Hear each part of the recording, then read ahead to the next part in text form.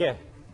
먼저 이 얘기부터 해보겠습니다. 남편이 조국 전 장관은 정경심 교수의 1심 선고 직후 곧바로 SNS를 통해서 입장을 밝혔습니다.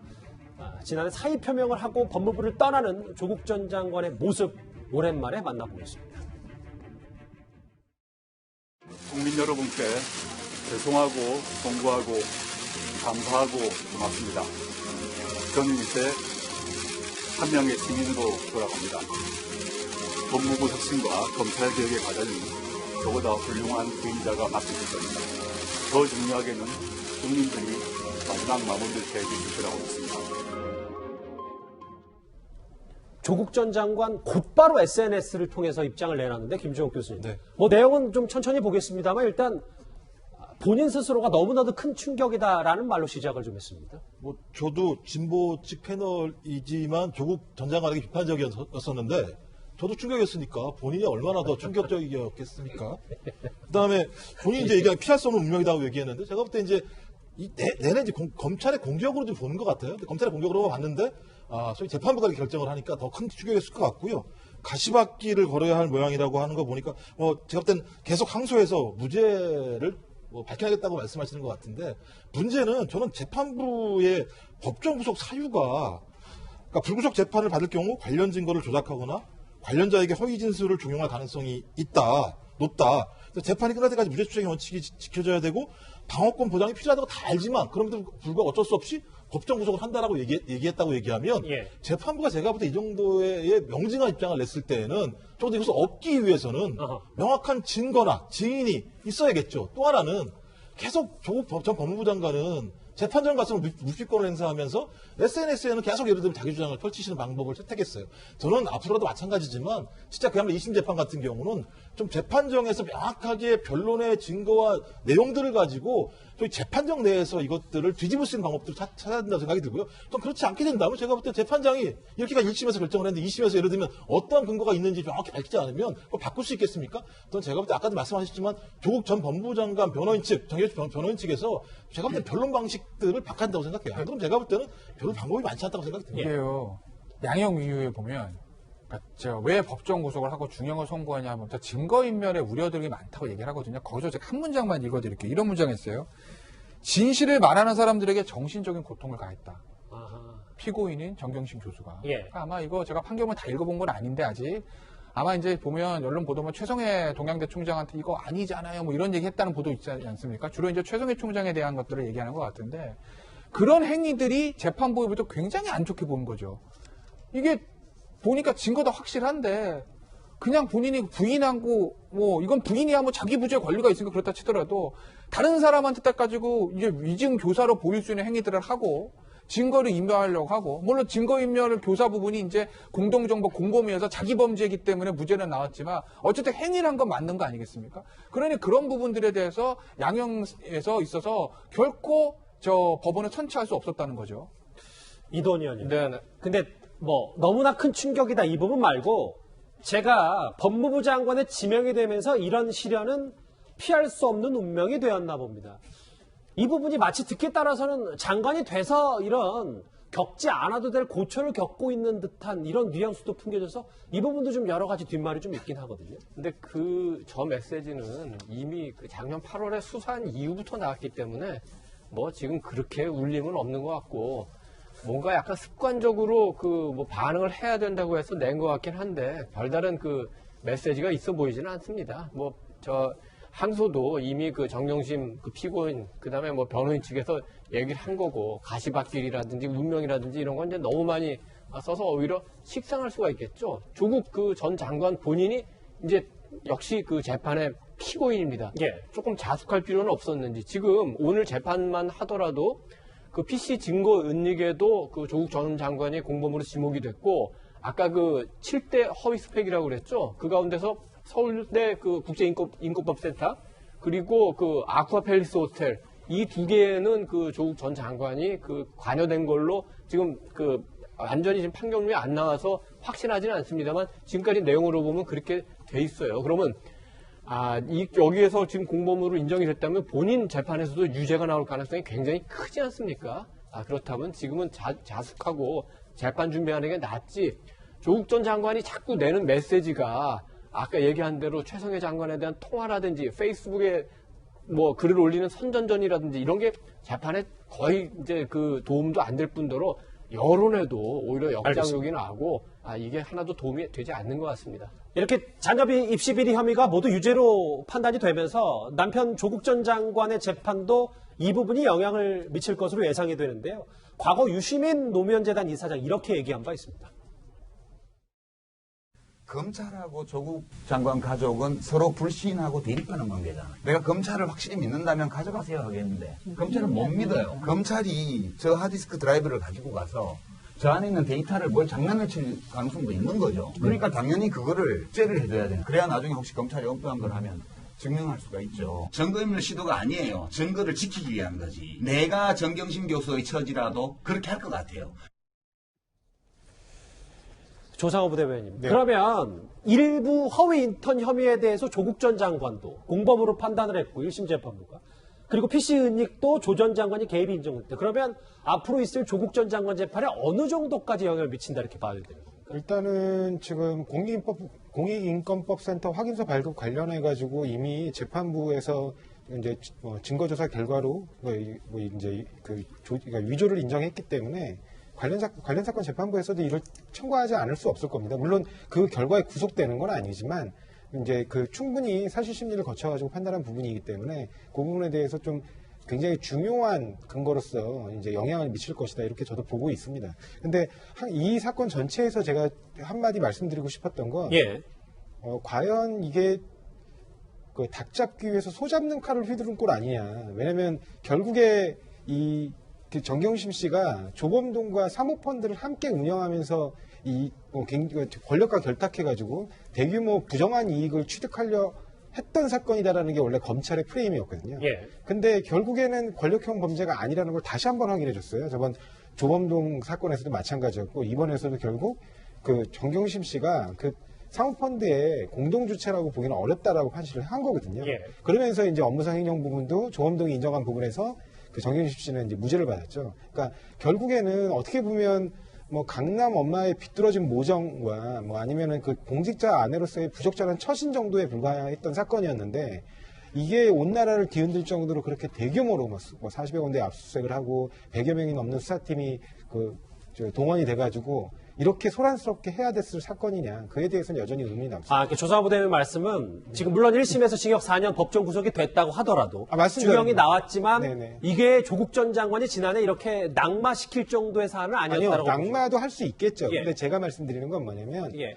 검찰에서 그렇게 온 나라를 뒤집을 정도로 대규모 압수수색을 벌여가지고 내놓은 결과치고는 굉장히 초라하다. 왜냐면 우리 지금 양형 기준상 아까 지금 김태현 변호사님도 말씀하셨지만 그 입시비리 문제와 관련해 가지고 본인이 그 자백을 하고 반성을 하지 않으면 기본적으로 실형을 선고합니다. 예. 그러니까 그 자체가 뭐 나쁜 범죄죠. 굉장히 중대한 범죄가 만약에 이게 사실이라면 그런 점에서 본다면 이 사건이 애초에 검찰이 했던 구형량 9년에서 절반에도 미치지 못하는 형이 선고됐고 7년 아니었습니까? 9년 7년 예, 예. 네. 하여튼 그리고 그 검찰이 애초에 잡았던 프레임 뭐냐면 권력을 이용해서 사모펀드라는 어떤 매개체를 통해서 엄청난 부정한 이익을 얻으려고 했다라는 거는 다 무죄로 나온 결과가 됐거든요. 예. 그런 부분에 대해서 검찰이 과연 이제 그런 적정한 검찰권 행사가 어느 정도까지냐 그 부분에 대해서는 좀 고민을 해봐야 될 것 같습니다. 지금 이제 정경심 교수와 조국 전 장관 얘기까지 해보고 있는데요. 이제 좀 더 주변 인물로 이제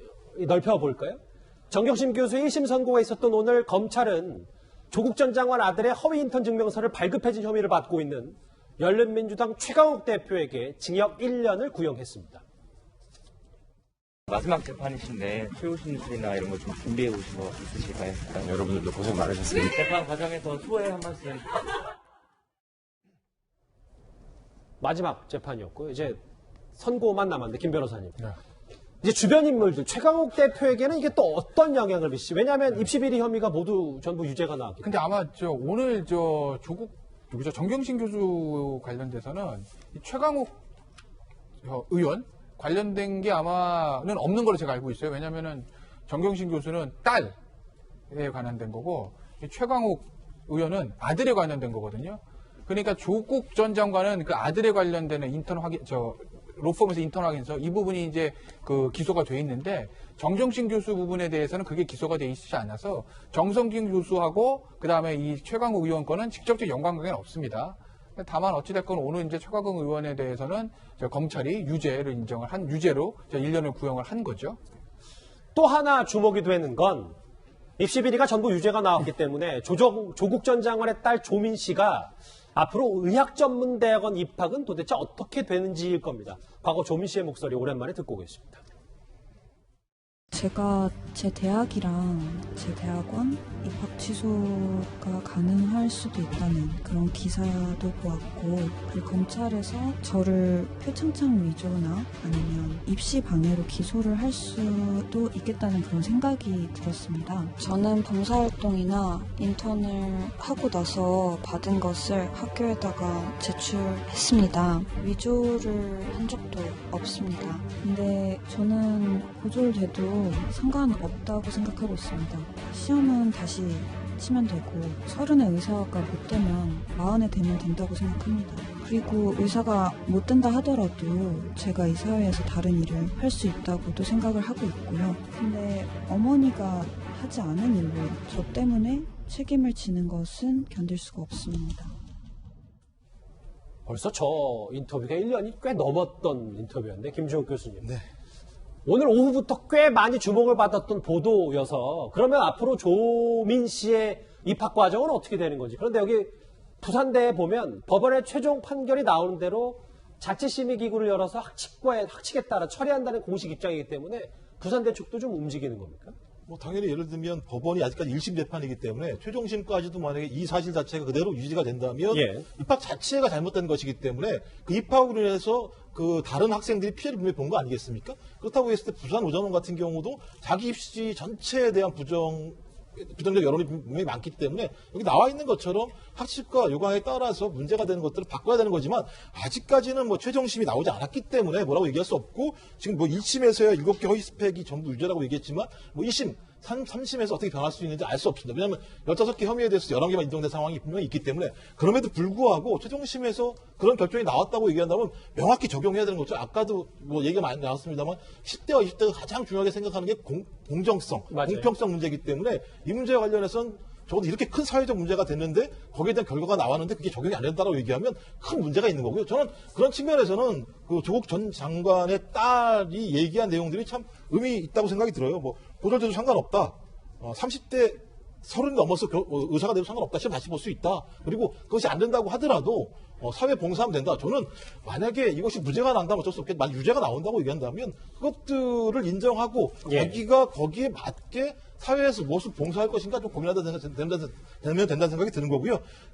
가장 핵심적인 건 뭐냐면 법원의 판결이 나게 되면 부산의전원은 거기에 합당한 원칙적인 적용을 한다고 생각을 합니다. 알겠습니다. 오늘 1심 선고에 대해서 야당에서는 윤석열 총장의 승리라고까지 평가하고 있습니다. 윤 총장은 지난해 국감 자리에서 조국 전 장관 수사를 이렇게 말한 바가 있습니다. 여야 의원님들께서 그 패스트트랙 사건과 그 조 장관 관련 사건에 대해서 많은 말씀을 저희들에게 주셨는데, 제가 오늘 드릴 수 있는 말씀은 그런 걱정 마시고 저희가 어떤 사건이든지 간에 그 법과 원칙에 따라서 엄정하게 수사하고 거기에 따라서 드러난 대로 결론을 내드리겠습니다. 이도원 의원님, 야당의 공식 입장이라기보다 하태경 의원이 결국 윤 총장이 옳았다. 이번 판결과 조국 일가의 범죄가 인정되면서 윤 총장 쫓아내기는 아무런 정당성이 없음이 입증됐다. 동의하십니까? 대체로는 동의할 수 있는 면이 있죠. 법원이 검찰 수사의 정당성을 인정해줬고, 또 윤석열 검찰총장의 수사 지휘의 정당성을 인정해줬다. 이렇게 얘기할 수 있겠죠. 이 부분은, 이 사건은 사실은 굉장히 정치적인 사건이었다고도 볼 수가 있습니다. 왜냐하면은 문재인 대통령이 조국 전 장관에 대해서 마음에 빚이 있다고 그랬고, 여당 의원들은 과잉 수사다. 이게 바로 검찰 개혁을 해야 되는 이유다. 이렇게 얘기를 해왔는데, 법원에서 이렇게 판결이 나오니까 어떻게 보면 조국 전 장관이 이제는 마음의 빚이라기보다는 점점 이 여권 전체에 어떤 부채화되고 있는 거 아닌가, 이런 생각이 들고, 국민의 입장에서는 그 문재인 대통령과 여당이 굉장히 그 타격을 받은 만큼 반사적인 이익은 얻겠죠. 아마도 국민의힘에서는 내일 이제 24일 날 윤석열 총장에 대한 그 집행정지 2차 그 신문이 있고, 곧 거기서 이제 결정이 나올 것 같은데, 거기서도 검찰 개혁이라든지 수사 이런 문제가 논쟁이 되고 있기 때문에 윤 총장한테 조금 유리한 결정이 나오는 거 아닌가? 이런 기대를 할 수도 있습니다. 그렇지만 윤석열 총장과 국민의힘의 관계라는 거는 어떤 뭐 동지의 관계도 아니고 그냥 그 현 정권의 검찰총장과 지금 야당의 관계이기 때문에 굉장히 애매모호한 관계이기 때문에 그 양측 간의 관계가 어떻게 될지 이 부분에 대해서 굉장히 국민의힘도 고민이 있을 겁니다. 야당은 이렇게 윤 총장이 옳았다라고 얘기를 하고 있는데, 반면 여당에서도 일부 의원들이 즉각적인 반응을 내놨는데, 제가 좀 김 변호사님께 질문드리고 싶은 저 부분입니다. 김용민 의원이요. 윤 총장이 판사 사찰을 통해 노린 게 바로 이런 거였습니다. 윤 총장과 대검찰청의 범죄는 반드시 처벌받아야 한다, 이렇게 얘기를 했거든요. 무슨 범죄 말씀하시는 걸까요, 저분은? 그러니까 김용민 의원이 변호사입니다. 그죠? 재판 해봤겠죠, 변호사니까? 근데 만약에 변호사가 아닌 비법조인이 순수 정치인 출신 의원이 뭐 저렇게 얘기하면 잘 모르니까 그러겠지라고 할 수도 있는데, 본인도 변호사잖아요. 예. 그러니까 김용민 의원의 생각대로 하면, 그래서 모르겠습니다. 소위 김용민 의원이 주장하는 윤 총장의 징계 사유로 되어 있는 재판부 사찰 의혹 문건에 조국 전 장관 재판부인 김모 부장판사는 들어있는 건 제가 확인했는데, 이 정경심 재판부 임모 부장판사가 들어있고 무슨 얘기인지 제가 그건 모르겠습니다. 네. 뭐가 있다 합시다. 그러면은 임 부장판사라는 사람이 원래 무죄 쓰려고 그랬는데 그거 보고 큰일 났네? 윤종철 나이 들어서 어느 학교 나온지 알고 있고, 내가 옛날에 무슨 판결했는지 알고 있고, 내가 예를 들어서 어떤 예전의 판결을 다 알고 있네? 인터넷에 있는 거 그거 다 알고 있네?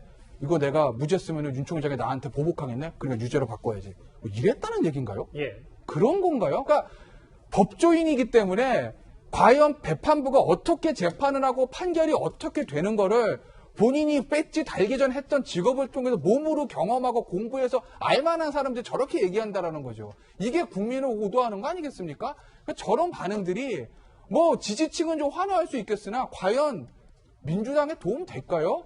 내년 서울시장 재보선 도움 될까요? 전 모르겠습니다. 무슨 생각을 가지고 저렇게 얘기하시는지. 윤 총장이 판사 사찰을 통해 노린 게 바로 정경심 교수의 구속 아니었냐라는 뉘앙스의 말. 조상호 부대변인도 저 말에 동의하십니까?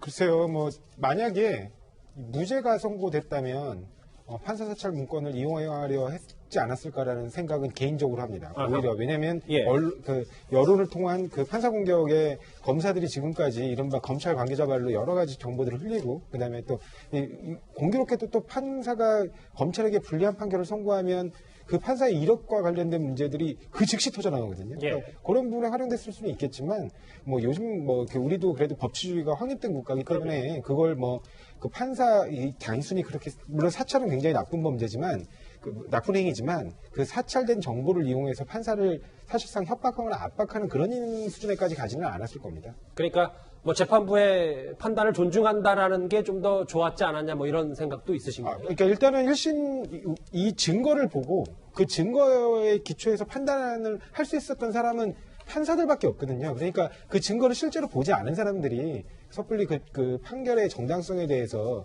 너무 지나치게 공격을 하는 거는 좀 잘못된 부분이 있죠. 네. 더불어민주당에서도 앞서 잠시 이제 언급이 됐었는데, 재판부의 판결이 너무 가혹하여 당혹스럽다. 앞으로 남은 재판 과정에서 진실이 제대로 밝혀지를 바란다. 이렇게 얘기를 했습니다. 물론 1심이고요.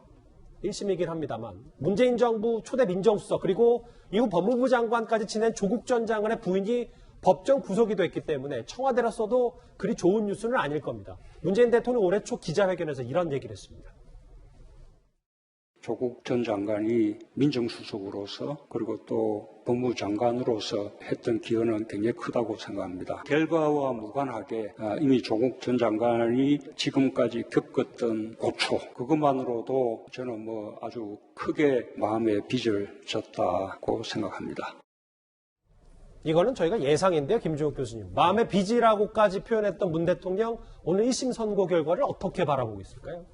일단 그 전에 저렇게 얘기했었던 이유는 뭐냐면 민정수석 일도 하고 그다음에 법무부 장관도 본인이 지명했는데 상당히 많은 고초를 겪었다라고 하는 측면에서 마음의 빚을 얘기를 했던 것 같은데요. 제가 볼 땐 아직까지 최종심을 봐야겠습니다만 1심 결과 재판부가 이 마음의 빚을 덜어준 거라는 생각이 들고요. 어떤 뭐 결말이 난 거니까요. 저 이제부터라도 윤석열 대통령이 어차피 재판부의 결정 사항은 존중할 수밖에 없는 거고요. 그렇다면 저희 그 과정에서 겪었던 국민의 고충을 좀 고민하셔가지고 이제부터는 좀 국민이 겪었던 고충에 맞는 국민에 대한 소위 빚을 앞으로 잘 갚아 나가신다면 될 거라는 생각이 드는 거고요. 마찬가지입니다만 적어도 좀 문재인 대통령이 이제는 그야말로 국민들이 어떤 고민을 하고 있고 국민들이 어떤 여론을 형성하고 있고 어떤 민심을 가지고 있는지를 잘 판단하셔서 거기에 맞게 모든 초점을 민심에 여론에 맞춰서 하나하나 판단하셔고 나갔으면 좋겠다 이런 생각을 하게 됩니다. 알겠습니다. 1심에서 징역 4년 법정 구속된 정경심 교수입니다. 이렇게 조국 전 장관 일가의 수사 첫 번째 판단은 내려졌고요. 다음 주제 그런데 운명의 한 줄은 아직 끝나지가 않았습니다.